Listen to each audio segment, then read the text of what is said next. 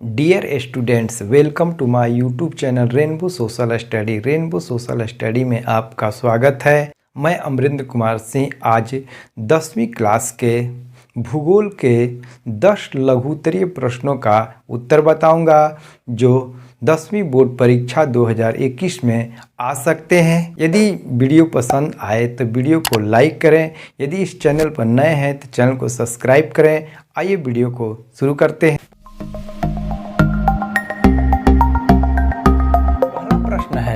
हरित क्रांति से आप क्या समझते हैं? उन्नत खाद, उन्नत बीज, उन्नत तकनीकी एवं उन्नत उर्वरक तथा सिंचाई का समुचित उपयोग कर कृषि उत्पादन में वृद्धि को हरित क्रांति कहते हैं।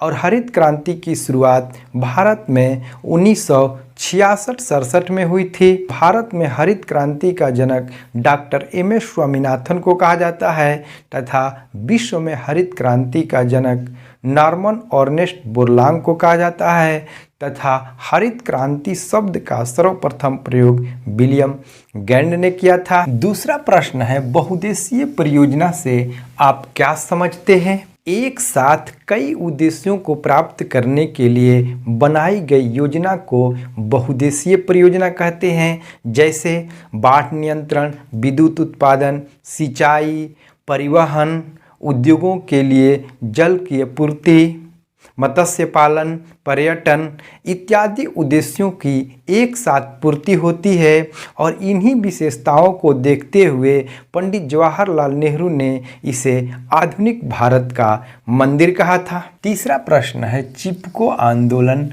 क्या है? चिपको आंदोलन की शुरुआत 1972 ईस्वी में उत्तर प्रदेश के टिहरी गढ़वाल जिला से हुआ था और इसके प्रणेता सुंदरलाल बहुगुणा थे।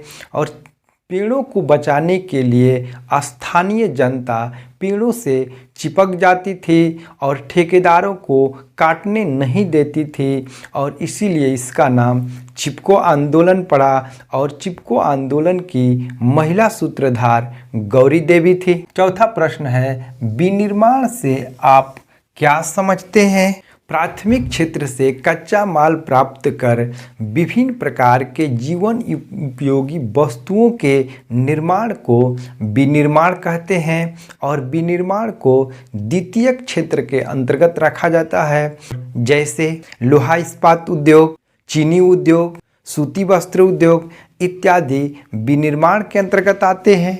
पांचवा प्रश्न है, जल संकट क्या है? जिस मात्रा में हमें जल की आवश्यकता होती है उस मात्रा में जल का उपलब्ध न होना ही जल संकट है। और जल संकट वर्तमान विश्व की एक प्रमुख समस्या है। अगर इस पर विशेष रूप से ध्यान नहीं दिया जाए तो आने वाले भविष्य में जल संकट की स्थिति उत्पन्न हो सकती है।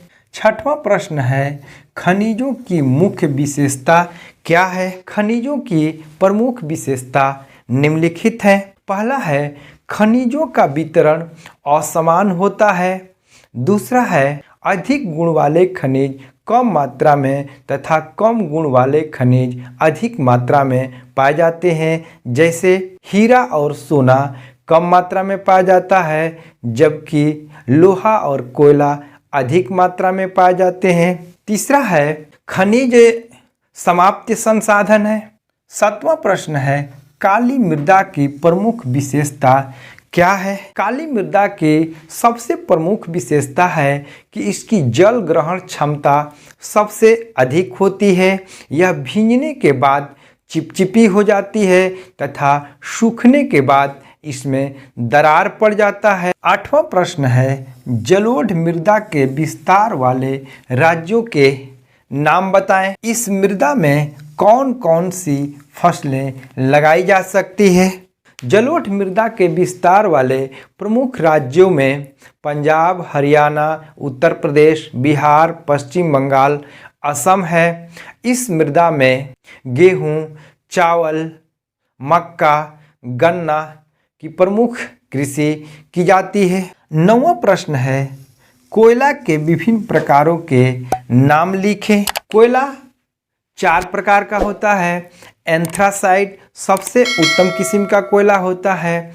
इसके बाद बिटुमिनस, लिग्नाइट और पीट। 10वां प्रश्न है, कृषि आधारित उद्योग और खनिज आधारित उद्योगों में अंतर स्पष्ट करें। कृषि आधारित उद्योगों का कच्चा माल कृषि से प्राप्त होता है, जैसे सूती वस्त्र उद्योग, चीनी उद्योग, जबकि खनिज आधारित उद्योगों का कच्चा माल खनिज से प्राप्त होता है, जैसे लोहा इस्पात उद्योग, सीमेंट उद्योग इत्यादि। दूसरी विशेषता है, कृषि आधारित उद्योग मौसमी होते हैं, जैसे चीनी उद्योग, जबकि खनिज आधारित उद्योग मौसमी नहीं होते हैं।